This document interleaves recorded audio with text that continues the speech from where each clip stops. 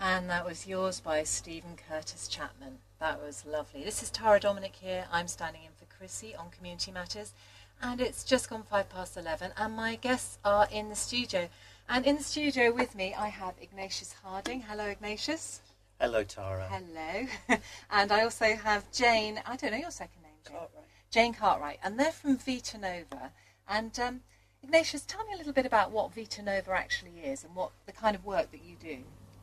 Vita Nova has been running about 10 years, and it's a theatre company. Right. So we put on shows, we put on drama, theatre, and we work with writing, we work with performance, and we work with education around a variety of social issues, including drugs and alcohol.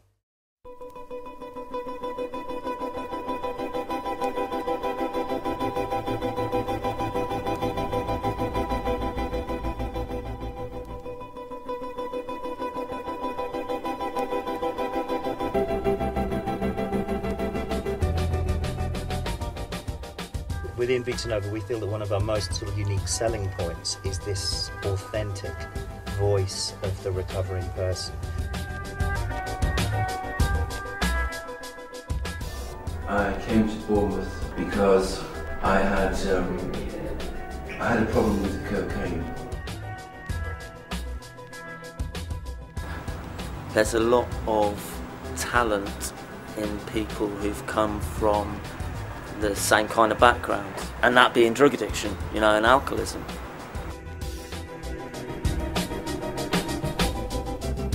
So I came here and sat at the edge of the room for about 2 months with my hood up, looking at everyone thinking, what am I doing here? But I did keep coming. I wanted to get involved, and when they said about going out to schools, I thought, I'm not allowed to see my child, but I would love it if someone came into her school and did drugs education like we do, because it really seems to work with the kids.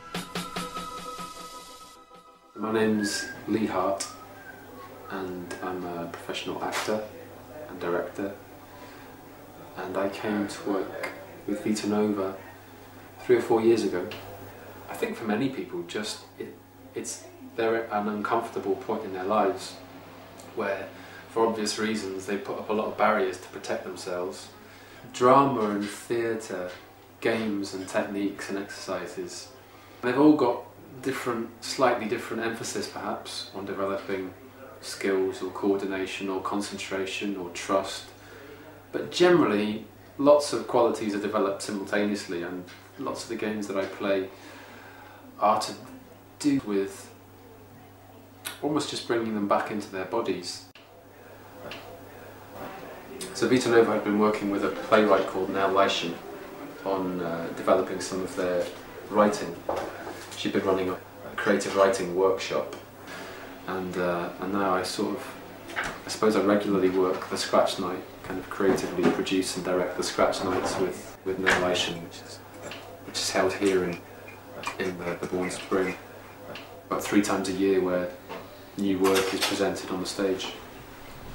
I've been at Vita Nova for about 3 years, maybe more, maybe 4 years. I'd been to rehab, and I was coming out and wanted to stay clean, and there was a writers group.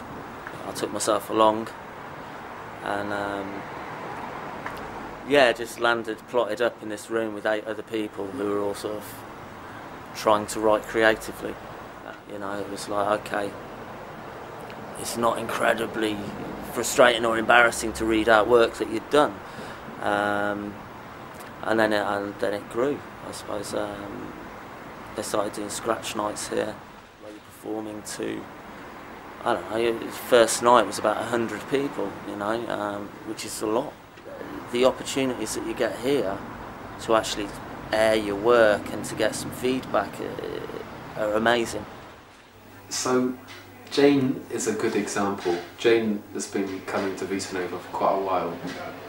So Jane would start to be involved in the scratch nights, but mostly reading other people's work. And then on the last scratch night, she started to explore writing her own stuff.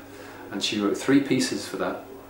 And one of them in particular was a fantastic solo monologue voice. She wanted to do it desperately, but she didn't think she could do it, because every time she would read it out in the group, she would cry before she got to the end. I worked on it with her, and I think there was a breakthrough, and she got through it, and she did it, and she performed it in front of 200 people, and it was an amazing piece of work. I've been coming to Vita Nova for just over a year. The guy I was with, who I was with in treatment, said to me, would I like to come along to Vita Nova? And he told me what it was, that it was a drama group that works with people in recovery, and he said it was good fun, and I really didn't know what fun was anymore. 2 hours passed. You just discharge yourself. I'm talking, but no one listens to me. You cheer up. Want some money so you can go to the pub, armed with a photo of us as a family. You leave to tell the world you love us. Vita Nova helped me get into a dry house. They moved me into the dry house. They supported me through all of that because I was quite scared of coming out of treatment. I've been quite institutionalised in mental hospitals for quite a long time. I ring your mum. She tells me to relax. This has happened before. Let's not make a fuss. It's just how you are. I don't agree, but there's nothing more I can say. I'm at home and the walls scream silently at me. They gave me the opportunity to do my Lambda exam, which I did and I passed. I started to do the MVQ and the Petals course. I get a call to come and pick you up. You're at a friend's and acting oddly. They can't cope. They feel uncomfortable. So I walk to their flat. Basically, I just come here because I love it. I look at you, but your eyes are cold. In silence, we go home. You push past me through the flat. The balcony door is open. I'm behind you as you stand on the railings. I call your name in desperation. Danny! Turning round, you hold out your hand to me. I cannot speak or move. You jump. You are gone, and I could not go with you. It's a huge part of my recovery. Creative expression is hugely important for recovering people.